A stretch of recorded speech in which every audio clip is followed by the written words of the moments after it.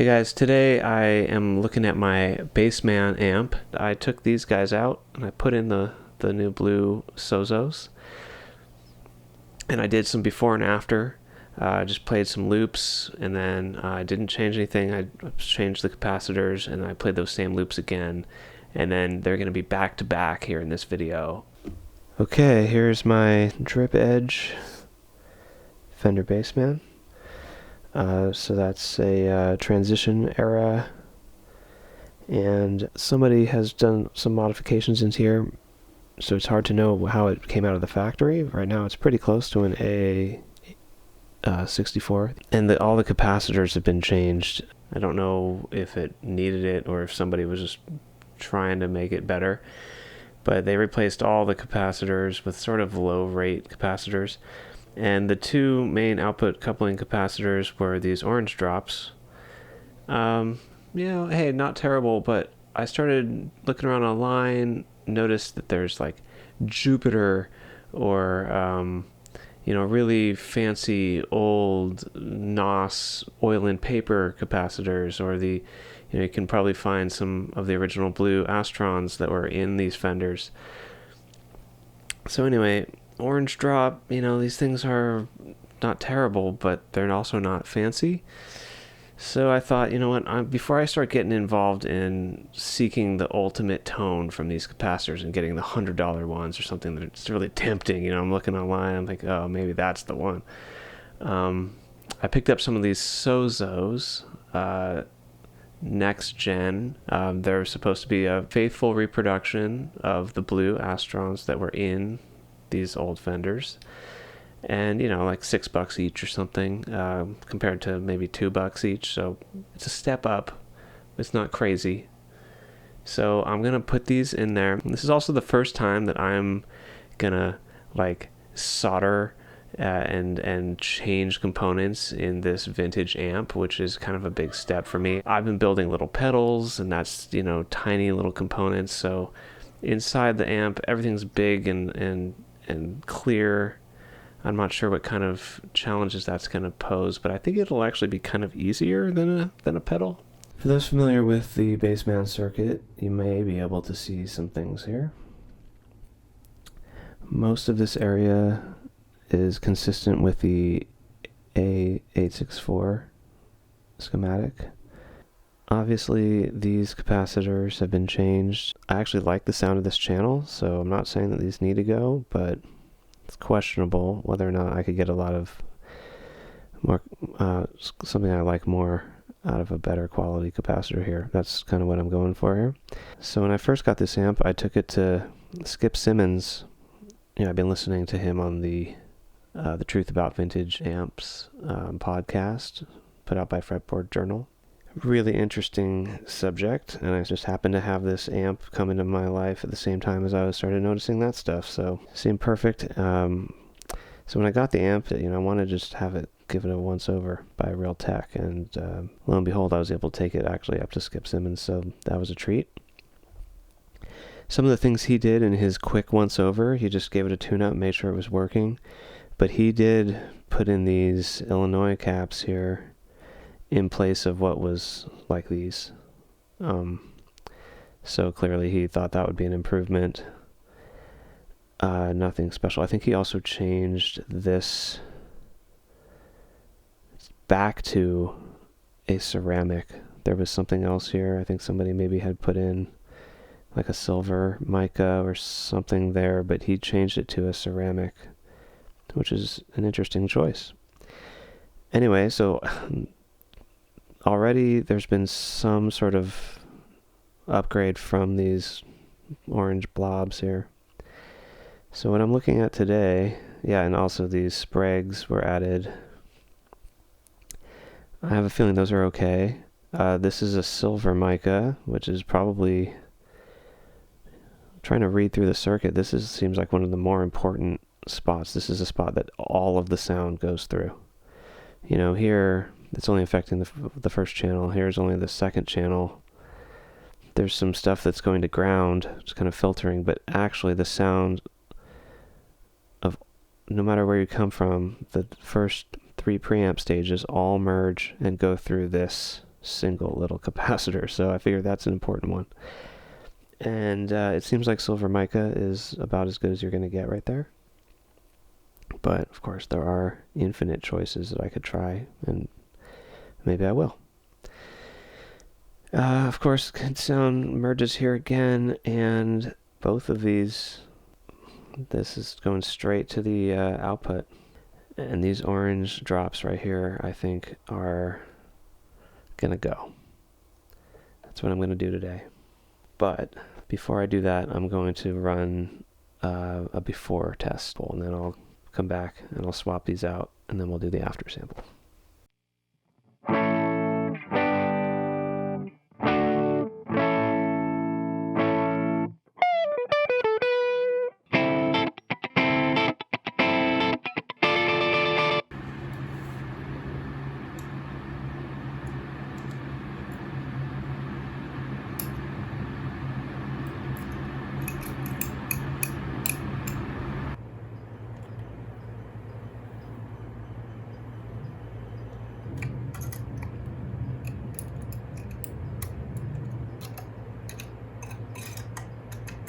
Ooh. Holy shit.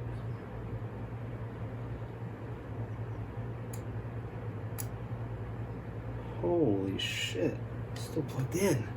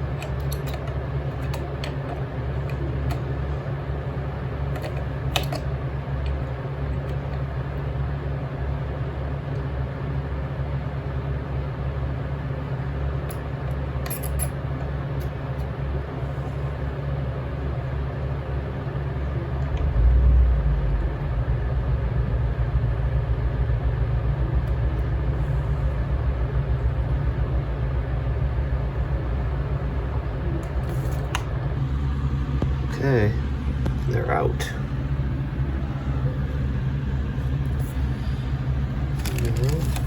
Put the new ones in. So this is borderline pseudoscience, but apparently you can try to tell which way this should go. Oops, I have to...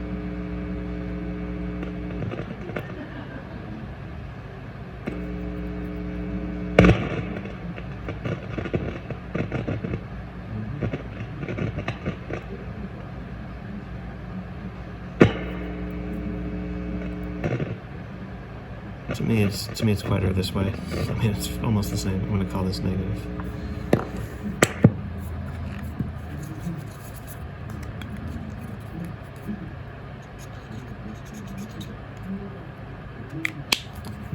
Anyway, almost no difference, but I've determined which end seems to be the negative. And in this circuit, the sound is coming from these 12A87s, passing up through, so this will be positive, negative will be on the top. They go this way, and then continue over to the 6L6s. So I want negative on top. Of course, I'm going to set the camera down upside down, so that's going to be negative toward you.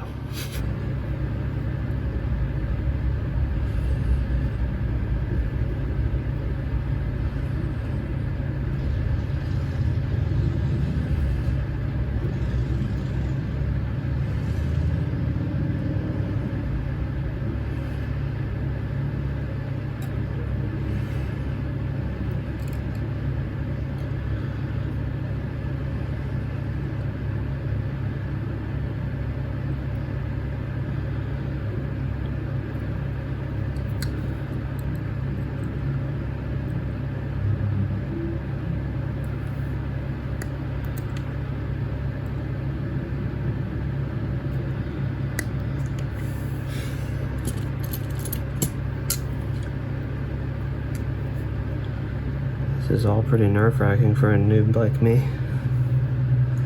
Okay, negative.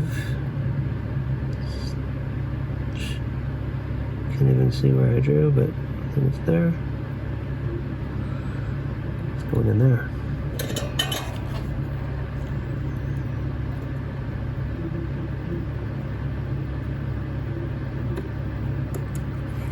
Shit. Get a better grip.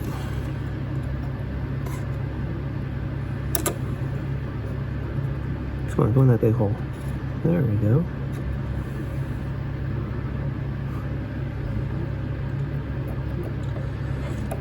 Let's see if I can get it to cooperate over here. This is probably the hardest one right here because there's 3 things going into the hole through this wire.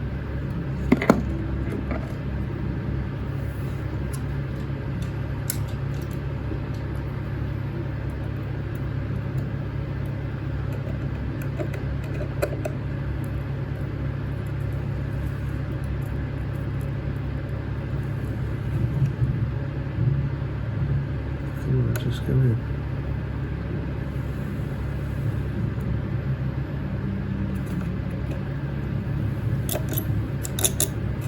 Nice.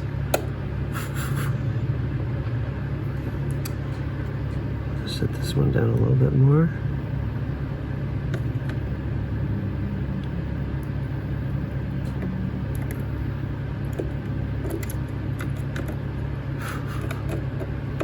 Okay. Put some fresh solder on that.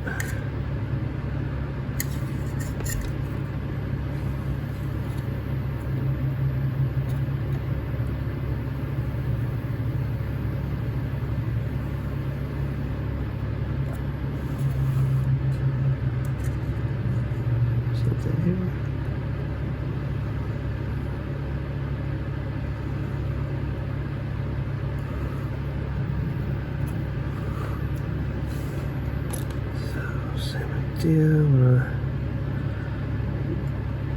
I'm gonna full measure. Yeah.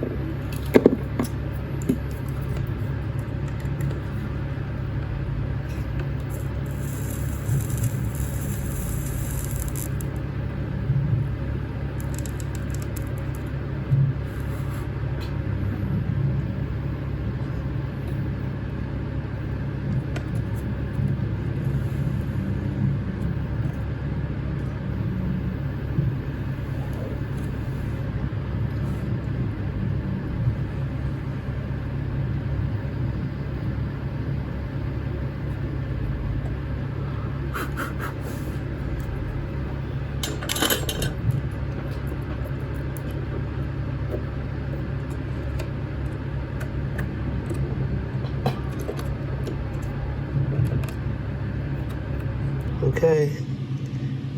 It's not the prettiest. It's kind of a Frankenstein amp at this point. These are still these kind of weird polyester film that they sound okay, I mean, but, you know, sort of no name.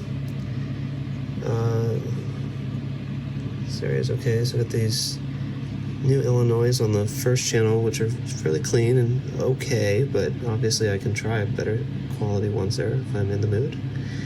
But the main thing for today is I've swapped out these orange drops for these SOZOs.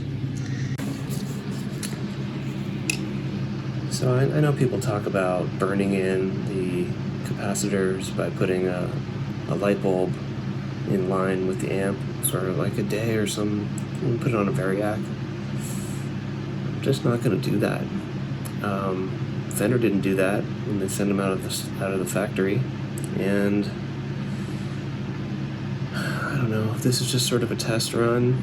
I'm not really sure what would be gained by doing that, except maybe for like really longevity, or I don't know, there might be something that I lose if I don't do it, but I'm not going to do it. I'm going to plug this thing in right now and run the same test that we just did without changing any of the settings on anything. Here it comes.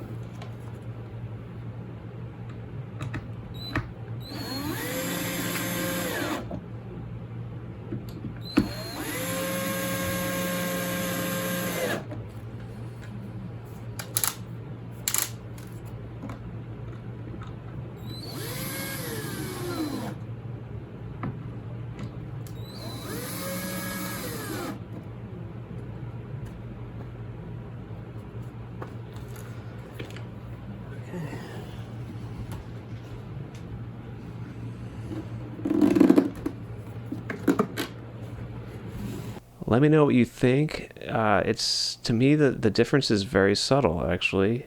There are obviously a lot of parts to the amp and the guitar and all the different components, the speaker. But as far as the capacitors here on the way to the 6L6s, I'm just going to go on the record and say I feel like it's not a very big difference. Then again, throwing in $100 Jupiters, is that going to make a big difference? Well, I bet it would make more of a difference. But please give me your feedback. I don't have the best ears in the world. I'm not even sure what to listen to. So let me know what you think between the orange drops and the SOZOs. Maybe someday I'll try a different brand in there. Anyway, and also please like, share, and subscribe. Tell me that you want me to make more videos, and I'll keep coming.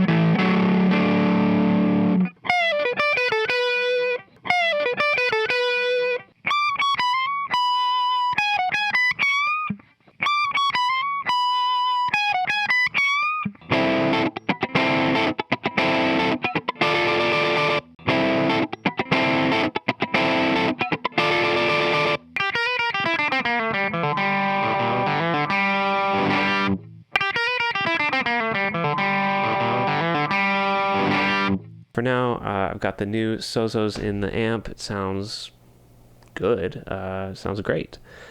Does it sound better? I don't know. Anyway, that's it for today. Thanks.